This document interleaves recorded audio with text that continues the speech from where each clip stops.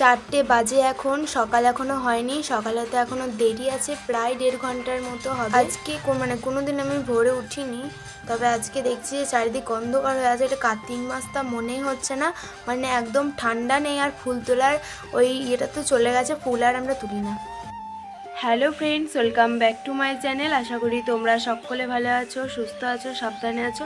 আমার আরও একটি নতুন ভিডিও ব্লগে তোমাদের সকলকে জানাই অনেক অনেক স্বাগত। তো চলো ভিডিওটা স্টার্ট করা যাক। হ্যাঁ, আর আজকে হচ্ছে রবিবার। উঠেছি তো অনেকক্ষণ, তোমাদের সাথে শেয়ার করেছি যে আমি 4টের সময় উঠেছিলাম আর একটু সুতো লাটাতে বসেছিলাম। আর এই যে এখানে মানে সকালবেলায় গ্রামের যেটা কাজ হচ্ছে, এই উঠোনে উঠোনে মারুলি দেওয়া গোল করে একদম কেন তো আমাদের উঠোনটা ঠিক নেই, যেহেতু ইট দিয়ে সব আছে সেই জন্য ভালো করে মারুলিটা দেওয়া হয়নি। আর এই তাঁত ঘরটাও দিয়ে দিয়েছে, আর তুলসী তলাতেও দিয়ে দিয়েছে, আর এখন চালাটাকেও কিন্তু নিকিয়ে দিয়েছে। আজকে অনেকটা সকালেই কিন্তু চালাটাকে মারুলি দিয়ে দিয়েছে, বাট নিকিয়ে দিয়েছে। আর এখানে বাসনগুলো ঠাকুমা মাজছে, জলের যে অবস্থা একদম বিচ্ছিরি। তারপরে আমি চলে আসলাম তাঁত ঘরে। পুরোপুরি সকাল হতে আর একটুখানি দেরি আছে, তারপরে পুরো সাদা হয়ে যাবে মেঘ, আর অনেক সুন্দর লাগে।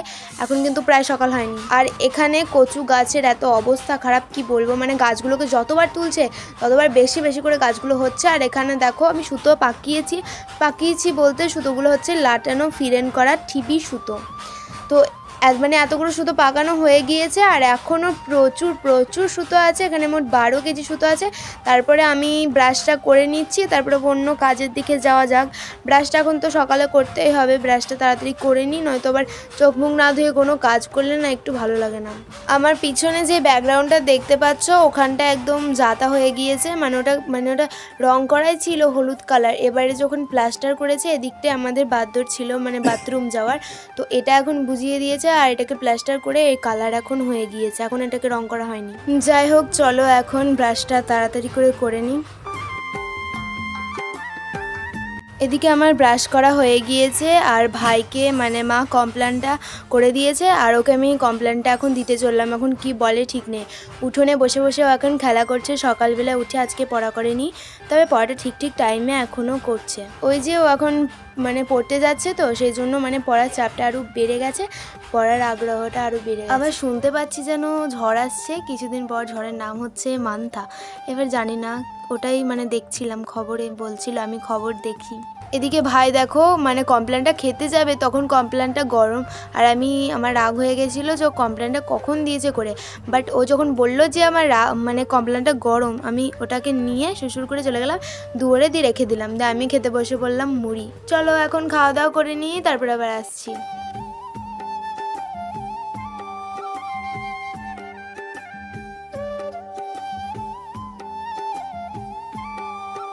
এখানে আমি এমন করে ভাইয়ের দিকে তাকাচ্ছিলাম, মনে হচ্ছে যে চোখটা আমার উঠে চলে যাচ্ছে। এদিকে দেখো মাছ নিয়ে আসা হয়েছে, আর মাছটা কিন্তু মাই কেটেছে, মা ভালো করে মাছটা কাটতে পারে। আর আমি একদম মানে এখান থেকে ওখানে এমন করে কাটি মাছ, কি বলবো, একটুখানিও সাইজটা ঠিকমতো হয় না। এখন মাছটাকে লবণ মাখিয়ে দিচ্ছে, আমি মানে লবণটা দিয়ে দিলাম। প্রথমে কিন্তু লবণ দিয়ে মাছটাকে ধুয়ে নিয়েছে, তারপরে কিন্তু মাছটাকে আবার ছাদে যাচ্ছে এখন।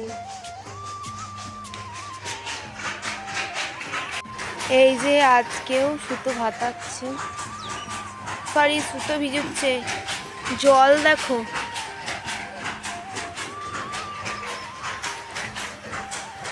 এখানে সুতোগুলো রাখো, আগের দিন ছেড়েছিলাম, আজকে বেচারা ছাড়া আর কেউ নেই, আমি আর ছাড়বো না আজকে।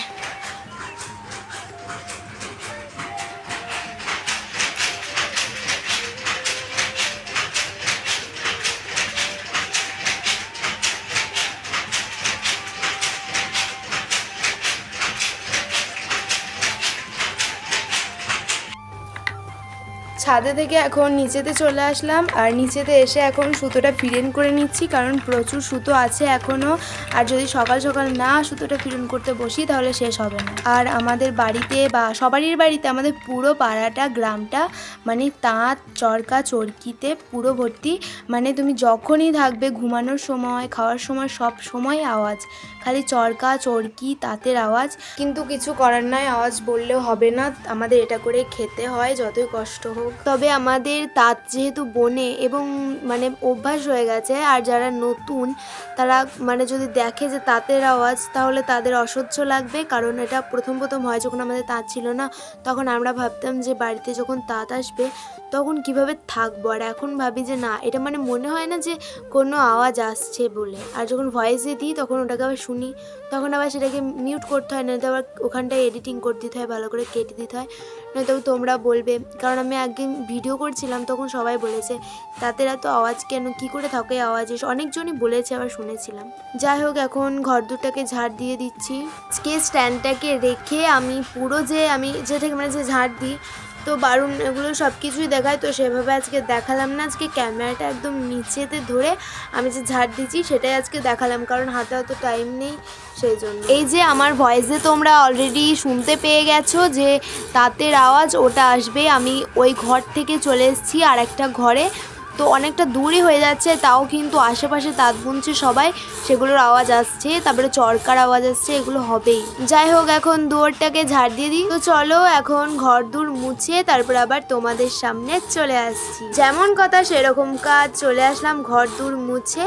আর চলো তোমাদেরকেও দেখিয়ে দিই একবার।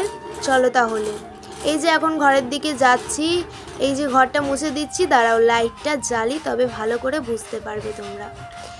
এই যে এখন লাইটটাকে জ্বেলে দিয়েছি, তবে অনেকটাই শুকনো শুকনো হয়ে গিয়েছে।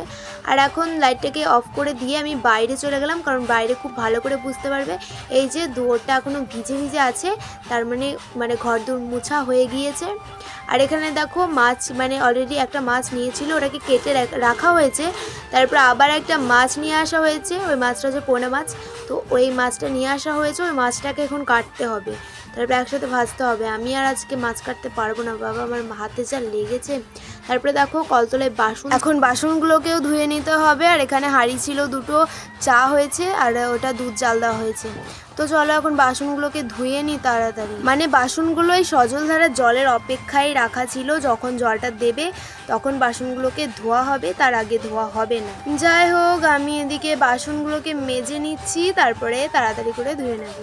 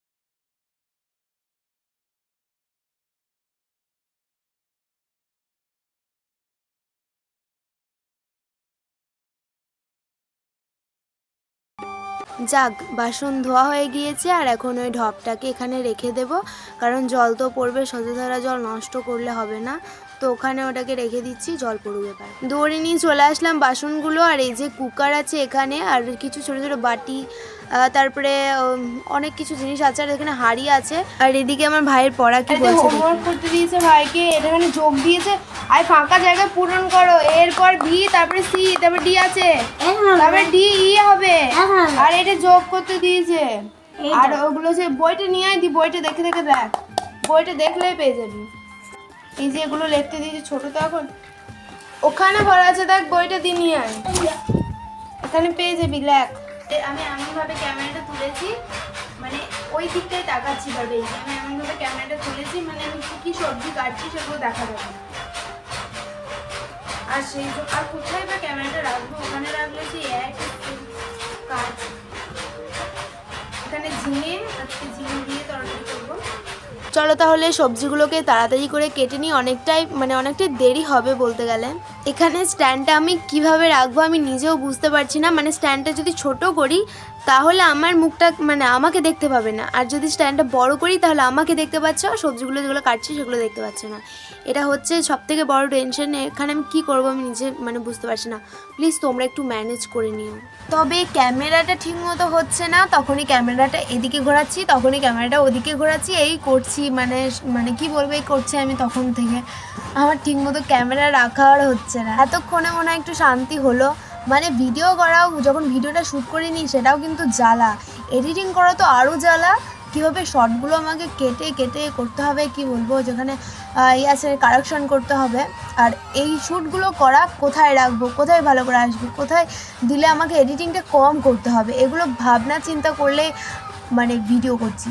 মা বললো সবজিগুলোকে আমি কেটে দিই, আর আমি বেশি মুসুবুদ্ধি করতে গিয়ে আমি সবজিগুলোকে কাটলাম। আর কি হলো দেখো, সবজিগুলোকে মা আর এক ধরনের কাটতে বললো। ঝিঙেটা তো একবারে পুরো মোটা মোটা করে বনিয়ে দিয়েছি। মা বললো যে পাতলা পাতলা করে সরু সরু করে বনা, আর আনসাইজ করে দিয়েছি। আর একটা কথা বলি, সবসময় আমার কাজের ক্ষেত্রে মাথাটাকে আমি এভাবে মাথাটাকে সোজা করি না, বটির দিকে হেলিয়ে দিই মাথাটাকে। এটা সব থেকে বড় সমস্যাটাকে আমার কমাতে হবে। স্নান করে চলে এসেছি, আর একটা বোতল নিয়ে এসেছি, ভাত খেতে বসে গেলাম। চলো গরম গরম ভাত, সাথে তরকারি আছে, মাছের মাথা, কাতলা মাছের মাথা আছে। এই যে যতক্ষণ আমি ক্যামেরাটা অন করে রাখছি ততক্ষণ তাদের খটাং খটাং আওয়াজ শুরু হয়ে গেছে কন্টিনিউ।